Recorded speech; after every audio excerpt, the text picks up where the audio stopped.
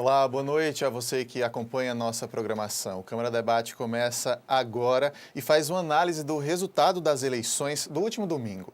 PSDB e PT disputam mais uma vez num segundo turno a presidência do Brasil. Aqui na Paraíba é o PSB e o PSDB que disputam no próximo dia 26. Há mudanças na Assembleia Legislativa e poucas alterações em Brasília. A gente fala sobre tudo isso. Nosso convidado é o cientista político José Artigas. O Câmara Debate está no ar.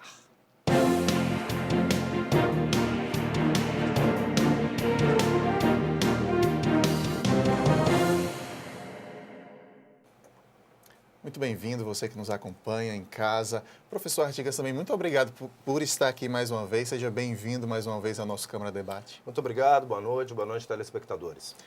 Professor Artigas, pela quarta vez consecutiva, temos um segundo turno de eleição presidencial com PT e PSDB. Isso demonstra que esses partidos ainda são os mais poderosos do Brasil? Sem dúvida, são os mais poderosos que angariam os principais projetos colocados para o país. Se nós observarmos a distribuição na Câmara Federal e no Senado, esses são os partidos, à exceção do PMDB, que é sempre o fiel da balança, que está em todos os governos. O PT e o PSDB são os partidos representativos, caracteristicamente de governo e oposição, angariam atrás de si um conjunto de outros partidos com uma bancada sólida, constante e regular. O PMDB sempre junto ali do PT nessa história. Nessas circunstâncias, desde que o PT assumiu a presidência. Na verdade, desde o segundo mandato de Lula.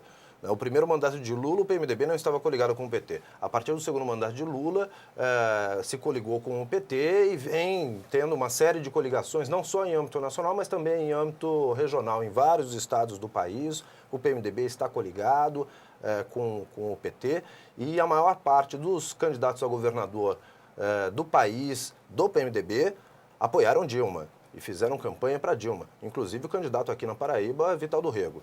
Então é uma aliança que também vem se consolidando, já está sólida hoje, aliança PT-PMDB, mas com uma possível virada de jogo, com uma possível eleição de Aécio Neves, sem sombra de dúvida, o PMDB muito provavelmente se rearticulará em torno da nova estratégia de poder. E o PMDB tem dependido dessas articulações? Ele perdeu mais espaço e hoje é dependente de estar com o PT ou com o PSDB numa possível mudança? Olha, diferente das últimas eleições que o PT e o PMDB manteve-se estável, cresceu pouco nas últimas eleições. O PT tinha crescido muito nas últimas eleições junto com o PSB.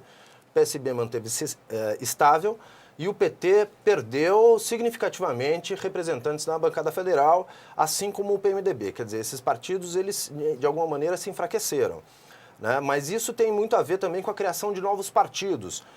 Então, vários outros partidos, como o PSD, ocuparam um espaço que, de alguma maneira, era o espaço ocupado por PT e por PMDB.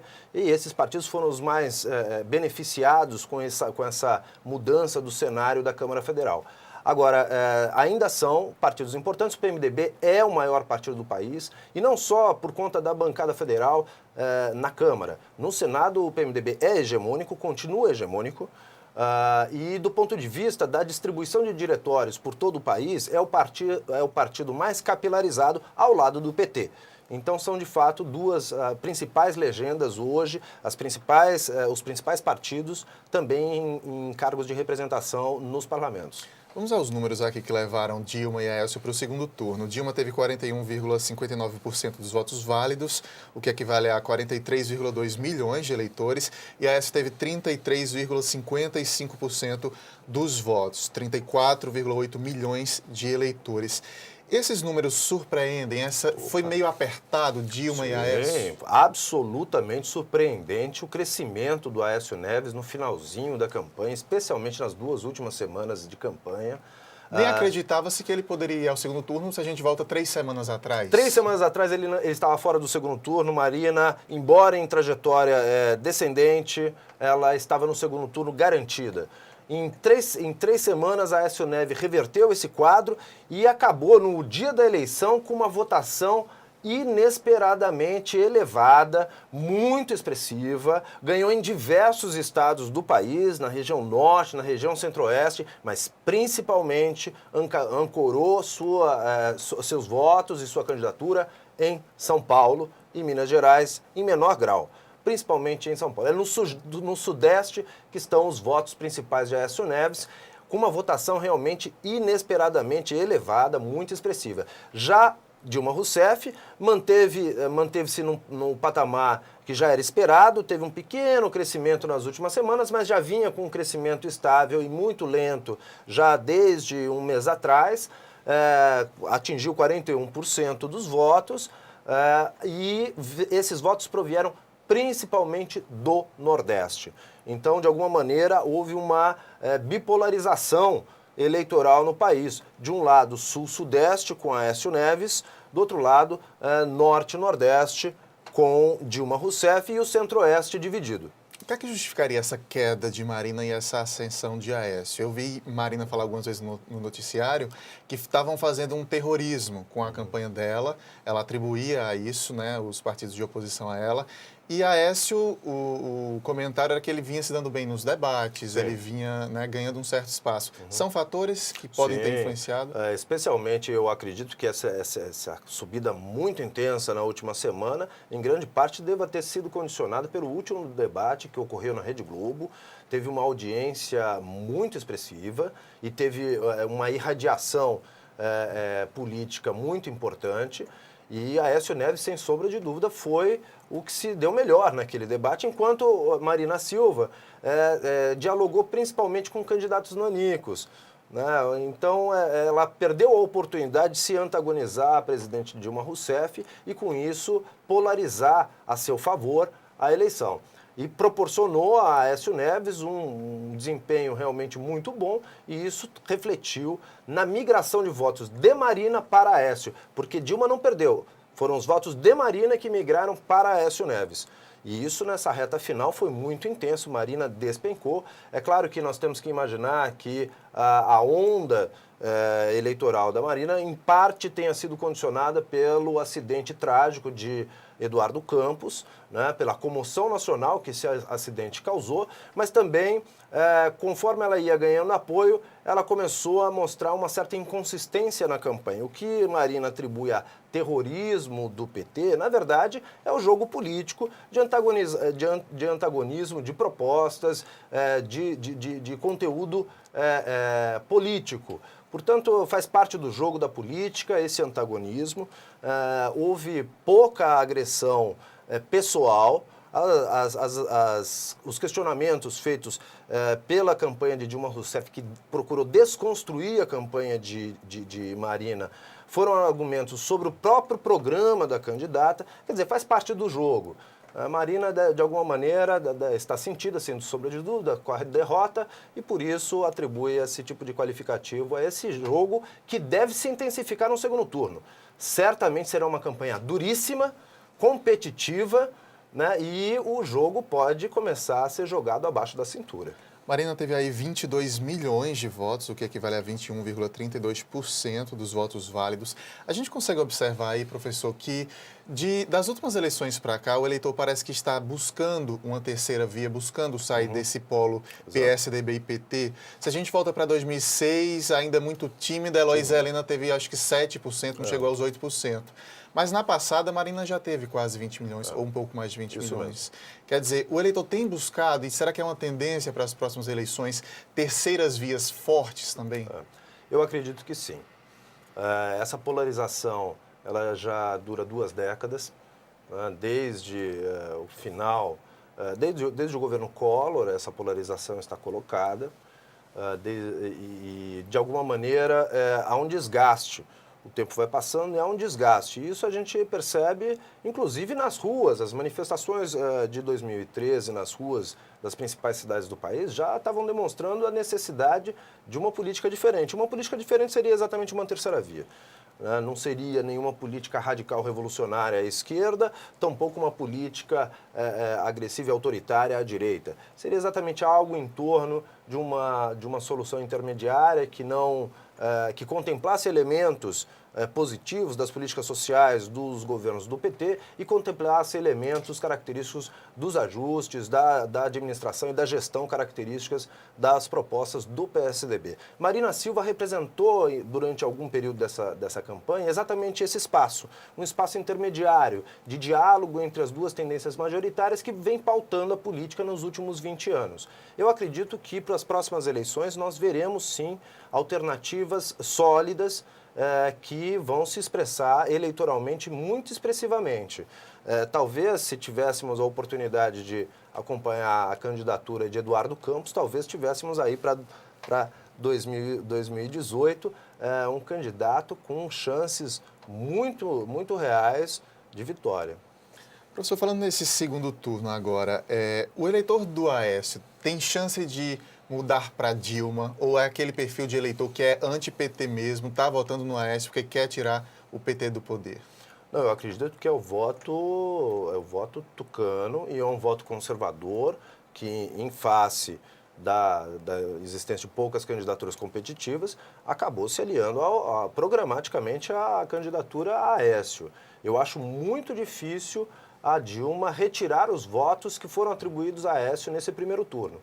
Dilma vai ter que correr principalmente atrás dos votos de Marina, porque Marina, exatamente por ser a representação de uma terceira via e por ter vindo do PT, ela traz consigo uma parcela do eleitorado, que é uma parcela do eleitorado jovem, próximo a temas como ambientalismo, direitos humanos e tal, e que é muito favorável às tendências de esquerda. Já, por sua vez, como é exatamente uma terceira via, ela traz elementos também conservadores. E aí, esses elementos tendem a favorecer o Aécio Neves. Então, o Dilma vai ter muita dificuldade agora para retirar uma parcela preponderante desses 22 milhões de votos de Marina Silva. Esse eleitorado de Marina, né, que vai ser disputado agora pelos dois, ele parece ser um eleitorado um pouco independente, que não vai correr só para Aécio, ou não vai correr só para Dilma. A impressão que dá é essa mesmo? A impressão que dá é essa, por isso nós temos que esperar um calor muito grande nessa campanha eleitoral. Temos aí menos de um mês de campanha, temos pouco mais de 20 dias de campanha, e certamente a temperatura vai aumentar, porque agora os dois candidatos têm tempos iguais na televisão, 10 minutos para cada um. Isso influencia o voto? Influencia enormemente, favorecendo a Aécio Neves. Porque no primeiro turno, Dilma Rousseff tinha algo em torno de 12 minutos na televisão, enquanto a Aécio Neves tinha algo em torno de 4 minutos na televisão. Ou seja, Dilma tinha 3 vezes o tempo de televisão de Aécio Neves para divulgar suas propostas, para fazer seus debates, inclusive para questionar os seus adversários. Então, agora o jogo é outra eleição. É zerado. De alguma maneira, claro que existe o espólio do primeiro turno, mas o segundo turno, de alguma maneira, começa no 0-0. Nessas circunstâncias, a Aécio começa melhor, porque ele vai ter mais capacidade de apresentar suas propostas com mais tempo na televisão, um tempo equitativo. Então, teremos aí uma campanha muito competitiva, não há favorito. Não há favorito. Tudo pode acontecer nesses próximos 20 dias. Falando em tempo de TV ainda, para a gente encerrar esse bloco, Marina, com pouquíssimo tempo de TV, conseguiu chegar, passar dos 20% do eleitorado. Isso dá para fazer uma análise importante aí. Sim, existe uma vontade contida de parcela do eleitorado que se expressou num primeiro momento na candidatura Marina. Mas é uma parcela que tem pouca organicidade. E exatamente a falta de organicidade é que permite que esses votos se esvaiam também rapidamente. São muitos eleitores que não se envolvem com associações, com sindicatos, com partidos, que são alheios à vida política, que fazem muitas críticas negativas aos políticos e ao sistema partidário, né, e que encontraram na Marina talvez a antipolítica. Né, a antipolítica que nós temos hoje. Né? E, de alguma maneira, a campanha de Marina não conseguiu solidificar esse grupo, que é um grupo heterogêneo, fluido, com menos organicidade do que os grupos mais organizados, articulados em torno do PT e do PSDB. A grande dificuldade também que ela teve, o PSB, o seu partido, não entrou efetivamente na campanha Marina em todos os estados da federação. né? Em apenas alguns estados, o PSB fez uma campanha ativa da Marina Silva. O PSB tinha muitas rusgas, muitas diferenças em relação ao programa originário da Marina Silva. Houve muitas resistências em diversos estados do país, né? Muitos palanques foram rompidos quando Eduardo saiu da cabeça de chapa do PSB e Marina assumiu, e isso certamente fragilizou a campanha de Marina Silva. Ok, professor, a gente faz uma pausa rápida aqui para o intervalo. Na sequência, então, continuamos essa análise das eleições do último domingo. Até já.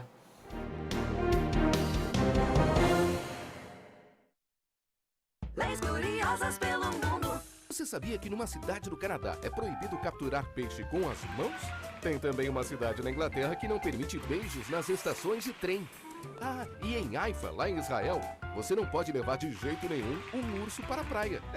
Existem leis que você não conhece, mas as de João Pessoa você pode conhecer. Acesse o site da Câmara Municipal e veja todas as leis municipais e os projetos que estão em tramitação na Câmara. Transparência é cidadania e a gente leva isso a sério. Você fica constrangido quando encontra uma pessoa com deficiência? Então, está na hora de mudar. Deficiência não é doença e essas dicas são para você. Risque do seu vocabulário palavras como surdo-mudo, surdinho ou mudinho.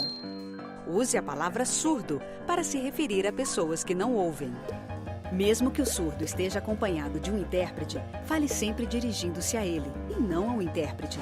O surdo pode se comunicar com você por meio da linguagem de sinais, da escrita ou pela linguagem labial. Neste caso, fique de frente para ele e fale pausadamente. Nos eventos promovidos por órgãos públicos, os surdos têm direito à presença de um intérprete. É um direito garantido por lei. Cidadania é saber conviver com as diferenças.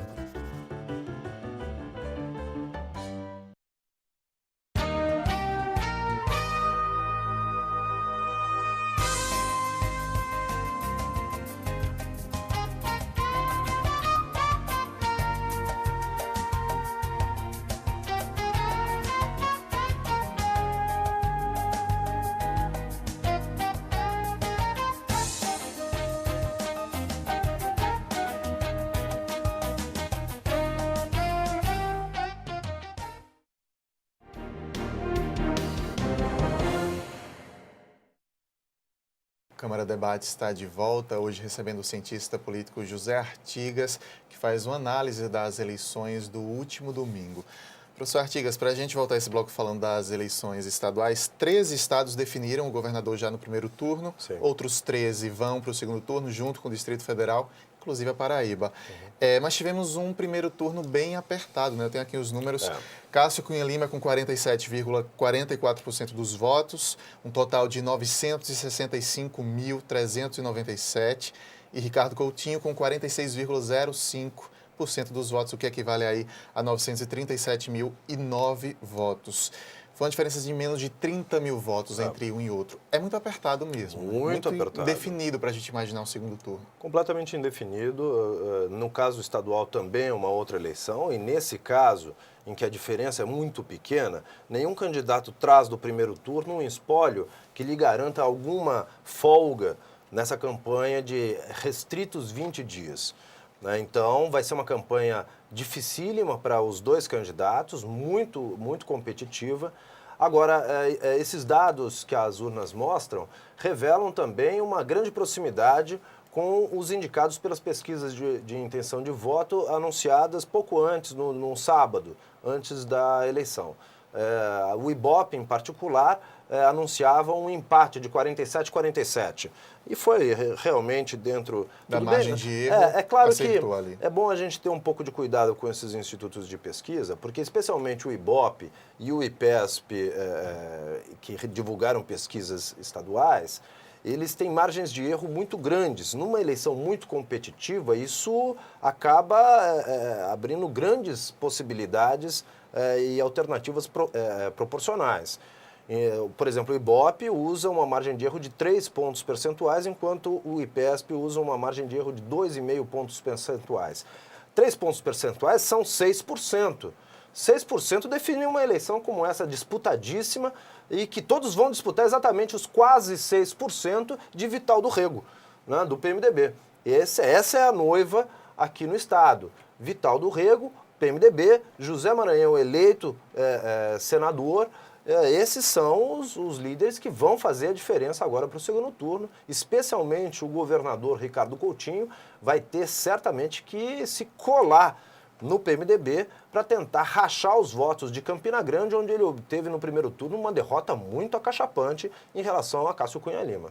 O senhor acredita na tendência de voto do eleitor de Vital? Ou ele também tem um perfil independente e pode ir para Ricardo, pode ir para Cássio? Não, uma parte dos votos é bastante orgânica. O PMDB é um partido tradicional aqui no estado, foi o partido hegemônico durante os anos 90, é o partido mais capilarizado, é o partido que dispõe de maior número de diretórios espalhados pelo estado, tem uma burocracia partidária organizada, então uma boa parte dos votos do PMDB, de fato, devem migrar aí de acordo com as orientações partidárias. E o PMDB já vem, aqui na Paraíba em particular, já vem se aliando ao PT em âmbito nacional há muito tempo, e Vital do Rego fez questão de deixar muito explícita a sua aproximação com o governo de Dilma Rousseff. Alguns comentaristas vêm sugerindo até a possibilidade de Vital do Rego ser indicado pelo PT para a presidência do Senado na próxima legislatura. E isso certamente vai aproximar o Ricardo Coutinho da candidatura a Dilma. Hoje de manhã, segunda-feira de manhã, o Ricardo Coutinho já divulgou o seu apoio a Dilma Rousseff no segundo turno. É claro que isso vai favorecer muito a aproximação com o PMDB, uma vez que já no primeiro turno, Ricardo Coutinho se lançou com o PT, como existia a candidatura Marina, não pôde haver o apoio a Dilma Rousseff no primeiro turno, mas agora houve um declarado apoio a Dilma Rousseff no segundo turno, o que aproxima PMDB, PT e PSB, que são três forças importantes na Paraíba, e eu acho que realmente Cássio Cunha Lima vai ter uma grande dificuldade agora no segundo turno para ampliar as suas margens de votos à frente de Ricardo Coutinho, especialmente no interior. A abstenção, se a gente junta ela com os votos brancos e nulos, poderia modificar completamente esses resultados. Completamente. Foi enorme mesmo aqui na Paraíba. Enorme, novamente recorde. Há 13 eleições, nós estamos batendo recordes, né, em abstenções, votos brancos e votos nulos. Ou seja, um conjunto muito grande. Hoje, nós tivemos uma média nacional de 20% de abstenções. Ou seja, 1 a cada 5 brasileiros não foi votar. Né? Além disso, os números de brancos e nulos têm chegado na faixa da média nacional dos 12%. A Paraíba está exatamente nessa faixa. No total, nós temos 1 a cada 3 paraibanos que abdicou de escolher candidatos colocados nessas eleições. Ou seja, praticamente 33% não optaram por nenhuma candidatura. Isso é um indicativo, né, do descrédito das nossas instituições políticas. Os candidatos podem tentar levar esse candidato às urnas, os que anularam pelo menos. Essa é uma estratégia fundamental. Quem não votou não vai poder votar mais. É isso. Pode votar. O segundo turno é outra eleição. Tudo do zero. Quem não votou no primeiro turno pode votar normalmente no segundo turno. Tá? Se não justificou, no dia da eleição, vai ao Tribunal Eleitoral, pague a multa, regularize o título e vote no segundo turno. Normal. Quem justificou, não há qualquer impedimento, pode votar normalmente no segundo turno. E esses votos podem ser decisivos. São 20% de abstenções e são mais 12% de brancos e nulos que podem ser alterados. Então, se nós tivéssemos um número menor de brancos e nulos, certamente o candidato que estivesse na frente ampliaria a vantagem em relação ao segundo candidato e a chance de não haver segundo turno seria maior. Professor, vamos aqui para a bancada na Câmara Federal, bancada da Paraíba. Renovação praticamente nenhuma. Há 3 mudanças, mas são substituições. Substituições. É trocar os 6 pelo meia dúzia. Do ponto de vista dos 12 deputados, 9 se recandidataram, todos foram reeleitos. Quer dizer, a expectativa de mudança, pelo menos no âmbito da bancada federal paraibana, não aconteceu em nenhum grau. Os 3 outros que entraram, na verdade, são substituições de lideranças muito próximas. O Pedro Cunha Lima entra no lugar do Rui Carneiro, filho, exatamente, que está como candidato a vice. Exatamente, continua a família Cunha Lima representada. Do outro lado, continua a família Heráclio do Rego, a família Heráclio do Rego, do veneziano Vital, que entra no lugar da mãe. No lugar da mãe, que virou Foi eleita ontem suplente do senador José Maranhão, né, com chance de assumir a vaga no Senado. E o Rômulo Gouveia pegou aí a vaga que era do Major Fábio, que saiu candidato ao governo do Estado. Que abdicou da candidatura, se lançou a governador da Paraíba. Portanto, não há qualquer tipo de alteração no quadro para a Câmara Federal. Mostra um conservadorismo realmente muito grande do eleitor da Paraíba. Já na Assembleia Legislativa há uma mudança, há alguns nomes novos. Muitos. No caso da Assembleia Legislativa, a mudança foi significativa. Em geral, nas eleições parlamentares para as Assembleias Legislativas, nós temos uma média, em geral, de renovação entre 25% e 35%. Nesse ano, nós tivemos 41% de renovação, quer dizer, uma renovação um pouco acima do que se esperava.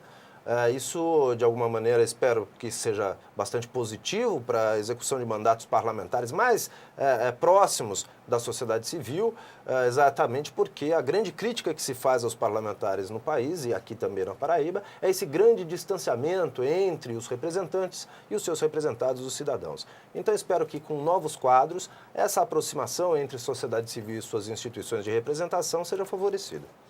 E para o Senado, professor, José Maranhão, as pesquisas apontavam que deveria levar mesmo. Ficou ali o segundo lugar bem disputado entre Lucélio e o Wilson. Lucélio acabou abocanhando aí o segundo lugar. A surpresa foi Lucélio ter superado o Wilson Santiago. O Wilson Santiago é uma liderança tradicional na Paraíba. E Lucélio Cartacho estava em sua primeira candidatura a cargo público.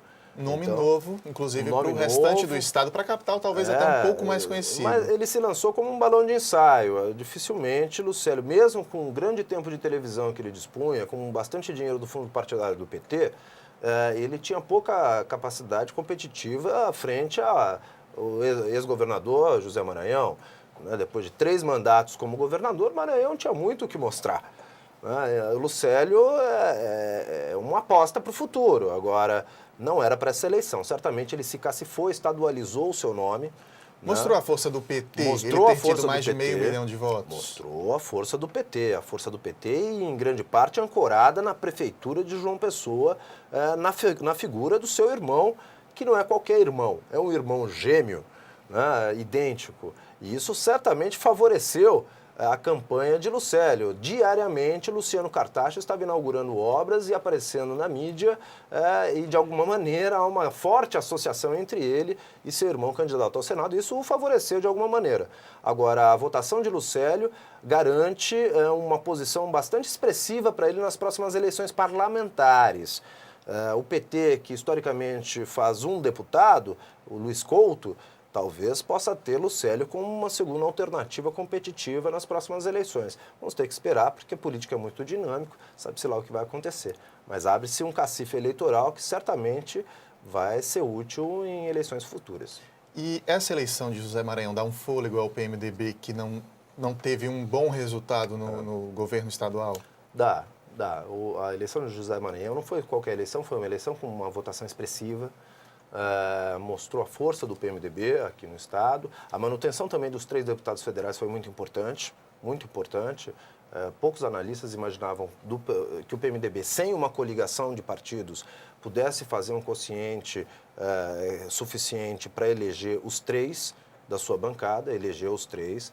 Teve uma pequena perda para a Assembleia, de 6 deputados foi para 4 deputados, mas continua mostrando sua força, mostrou sua força. A candidatura Vital do Rego não deslanchou porque teve muitos problemas estruturantes. Desde o início da candidatura houve problemas muito grandes, racha dentro do PMDB, rompimento com o PT. Uma candidatura, por exemplo, do PT com o PMDB seria altamente competitiva, uma vez que são as 2 maiores bancadas federais e detêm o maior tempo de televisão e o maior fundo partidário. Muda tudo.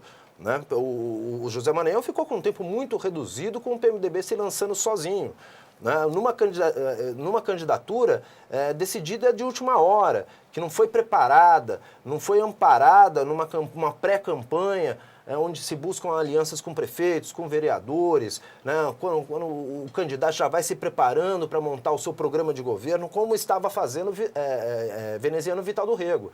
Apenas no último dia antes da homologação da candidatura, no dia da convenção partidária, é que lançou-se o nome, ainda nos estertores da madrugada, o nome de Vital do Rego. Quer dizer, é um nome de improviso, rompeu-se a aliança com o PT, isso foi decisivo para a dificuldade que Vitalzinho expressou nessa campanha. Mas isso não diminuiu a força do PMDB aqui na Paraíba com a eleição de José Maranhão para o Senado.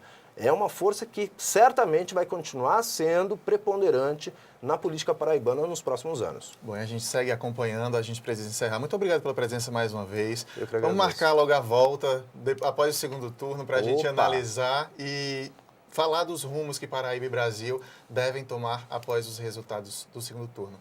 Okay. Muito obrigado. Muito obrigado, boa noite. Câmara Debate desta semana termina aqui. Muito obrigado pela companhia, para você uma ótima noite, uma ótima semana e até a próxima.